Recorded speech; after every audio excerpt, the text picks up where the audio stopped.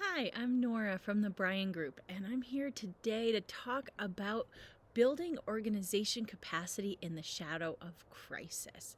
Now, by crisis, we're talking about COVID, we're talking about wildfires, labor shortages, hurricanes, anything that 2020, 2021, 2022 can throw at us.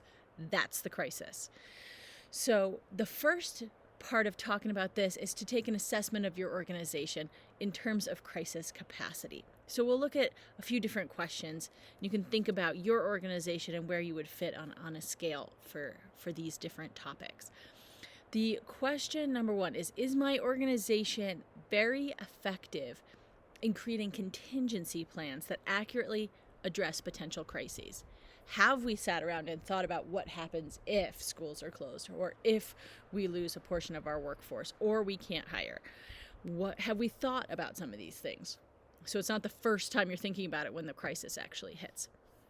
Second question, is my organization, do we ensure that everyone is focusing on what's most important regardless of circumstances? Are we all focused on the mission of this organization and what's important to stakeholders, regardless of what's going on around us? Third, is my organization very agile in responding to changing demands, regardless of the reason? Now, demands change. Crises, what matters to stakeholders can change. Does my organization pivot when it's necessary to address the needs of our clients, customers, stakeholders? Fourth, does our organization have leaders that provide focus, encouragement, and inspiration when faced with a crisis? Do we have a positive leader who brings everyone together in the service of our clients, customers, and stakeholders? Are they doom and gloom and like, oh, we're not going to make it? Or are they like, yeah, we can do this. Let's get together. Let's stay focused. It's important. Fifth question, does our organization recognize and respond appropriately to changing individual and team needs in response of this crisis or trauma? So what does our team need? Are we adequately supporting our team and our individuals that make up this organization so that they can provide the service that our stakeholders need, that they can serve our organization's mission? So think about how your particular organization would answer those 5 questions. If you say, yes, we've got all of these under control, well then great. Your organization and your organization's leadership are significantly prepared for crises, like a lot more than a lot of other organizations. If you're kind of iffy on some of those, like maybe not, then maybe it's worth your time to dig deeper to discover where your organization's strengths and limitations are with regard to effectively weathering crises. If none of these sound like you, then maybe your organization is vulnerable, very vulnerable to crises in terms of loss of performance and of key personnel.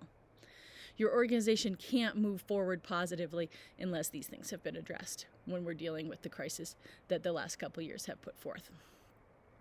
So when looking at the pandemic crisis that everyone has had to deal with in one way or another, it's unfortunate, obviously, but a good illustration of a crisis causing trauma for most organizations, regardless of sector. It's affected everyone. However, there's usually a silver lining if you look hard enough. As the old idiom notes, no pain, no gain. And if you're a leader, you'll appreciate Churchill's perspective when he says, never let a good crisis go to waste. Let's look at the human nature wisdom that is captured by these sayings. Well, first of all, people must experience discomfort if they're going to improve performance. As an individual, a team, or an organization, people need to stretch outside their comfort zone to make great gains. Also, people are also most open to change when they are experiencing anxiety and discomfort. Like, okay, this is not cool. Let's do something different. Sometimes great things come from that. Even well-performing organizations, they were doing just fine. Everything was going well, but over time can become stale, siloed, overgoaled, inward focused, top heavy, and bureaucratic.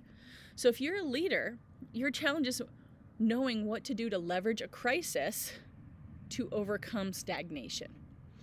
to enhance organization capacity and performance. So let's take this opportunity to streamline our business, hone in, and be a more effective organization because of the challenges that we're facing. So let's start with the phrase sweat equity, which we all know means putting significant personal effort into an endeavor to meet a goal. Positive change requires significant effort, and in this case, we're using this phrase as a diagnostic acronym, SWEAT plus equity, for dealing with crises and also stagnation. We make the assumption that the leader has done a good job in determining what needs to change, what people's personal concerns are, and what the most important goals are that best respond to these needs. So in other words, equity really means deep empathy. The inquiry strategy for creating capacity to deal with crises and moving organizations forward that might have been in a rut. So in equity, we're talking about providing everyone, all the team members in your organization, the opportunity to share concerns, to provide input into problem, goal identification, and solutions. It also means access to resources and skill enhancement as part of solution implementation. So let's look organization-wide. Let's think equity. Let's look at people's capacity and allow them to grow into the best version of themselves in this organization. Now, when we're talking about our acronym, SWEAT, S stands for skill. Does everyone have the skills necessary to meet and address new activities and goals that may have changed since the crisis came on? W, will. Does everyone have the will necessary to use his or her skills appropriately to meet goals? Do they want to do the job now that the goals, activities, priorities have changed? Do they still want to be here in this environment? E is energy. Does everyone have the energy required to meet new goals? Are people spread too thin? Are there too many teams?